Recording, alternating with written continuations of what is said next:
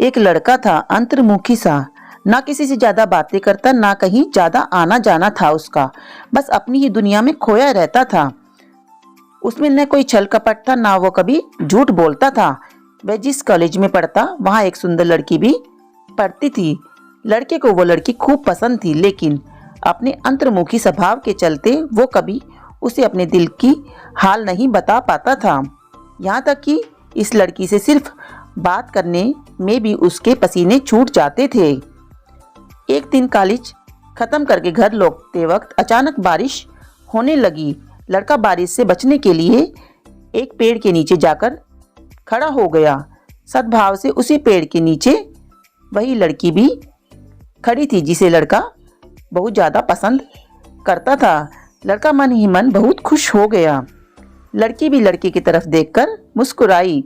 लड़का कुछ बोल नहीं पा रहा था, तभी लड़की ने ही लड़के से बात करनी शुरू कर दी। लड़की ने बताया कि वह लड़के को जानती है। धीरे धीरे लड़के की भी हिम्मत खुली और उसने भी लड़की से बातें करना शुरू कर दिया। बातों ही बातों में लड़के को पता चला कि सिर्फ वो ही नहीं, लड़की भी उसे पसंद करती है, क्योंकि लड़की की बातों से साफ पता चल रहा था कि वह भी लड़के के बारे में काफी कुछ जानती थी। जो तभी होता है जब कोई किसी में इंटरेस्ट रखता है। बारिश और ज्यादा जोर से होने लगी। पेड़ के पत्तों से पानी की बूंदें उन दोनों पर गिरने लगी। उनसे बचने के लिए वे दोनों और पास खड़े हो गए। इतने पास खड़े होने पर लड़के और लड़की की एक दूसरे के प्रति की भावनाएं ज्यादा स्ट्रोंग हो गई थी। लड़के ने जीवन में पहली बार हिम्मत करके लड़की से बोल दिया कि वह उसे पसंद करता है। लड़की खुश हो गई और उसने भी यह बात मान ली कि वह भी लड़के को काफी पसंद करती है।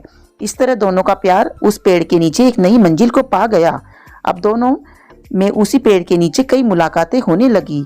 वे अब एक दूसरे के बिना रह नहीं सकते थे। वे अक्सर किसी न किसी बहाने से उस पेड़ के पास आते और एक दूसरे से मिलते और एक दूसरे से अपने मन की बातें करते थे।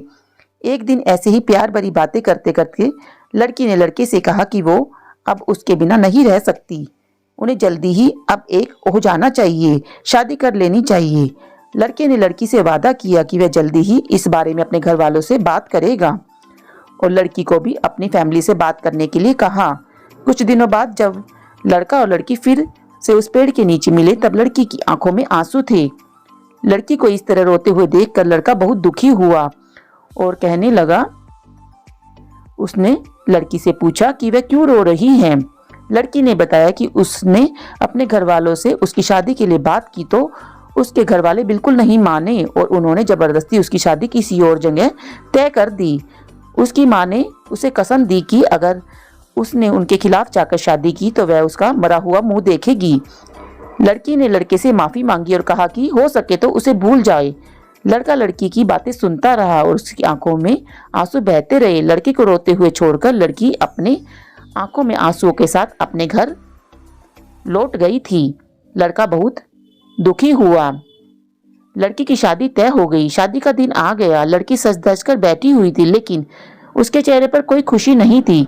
तभी लड़की को एक पार्सल मिला जिसके ऊपर एक चिट्ठी भी थी। लड़की ने उस पार्सल से चिट्ठी को निकाला और उसे खोलकर पढ़ा। चिट्ठी उसके प्रेमी की यानी उसी लड़के की थी। चिट्ठी में लिखा था, तुम शादी कैसे कर सकती हो? तुम अपनी शादीशुदा जीवन में कैसे खुश रह पाओगी जब तुम्हारा दिल तुम्हारे पास है ही नहीं, क्योंकि तुम्हारा दिल तो मेरे पास है। मैं तुम्हारा दिल लौटा रहा हूँ ताकि तुम अपने पति को भविष्य में प्यार कर सको और तुम्हारी शादीशुदा जिंदगी अच्छी चले। लड़की ने उस पार्सल को खोला और देखकर वो बेहोश हो गई। उस पार्सल में उस लड़के का खून से लथपथ दिल था जो उसने निकालकर उसे भेजा था। दोस्तों, हर प्रेम कहानी का अंजाम अच्छा नहीं होता, लेकिन क्या आपको लगता है कि लड़के ने जो कदम उठाया वह सही था?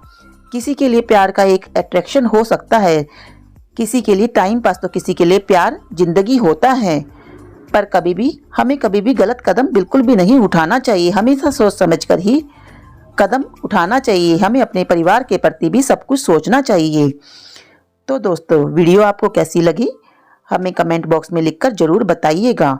कहानी को ज़्यादा से ज़्यादा लाइक करें, शेयर करें। चैनल पर नए हैं तो चैनल को सब्सक्राइब करना बिल्कुल भी ना भूलें। साथ में बेल आइकन को भी जरूर प्रेस कर ले ताकि जब भी कोई नई वीडियो मैं डालूँ उसका नोटिफिकेशन आपके पास सबसे पहले पहुंचे।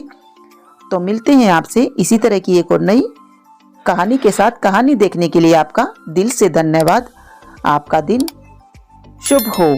अपना और अपनी फैमिली का ध्यान रखिएगा। स्वस्थ रहिए, खुश रहिए। Thanks for watching.